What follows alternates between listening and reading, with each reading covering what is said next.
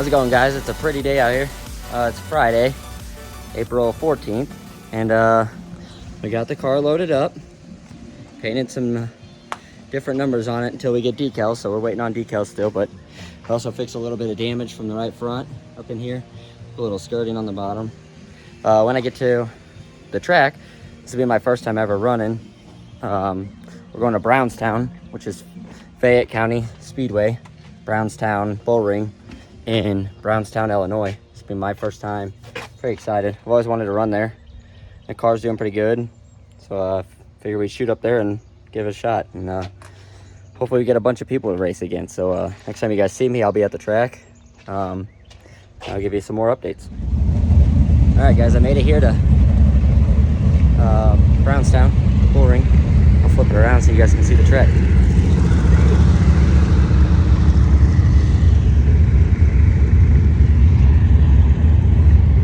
I thought it was gonna be a lot smaller, but I think I'll be able to pick up some speed on this thing.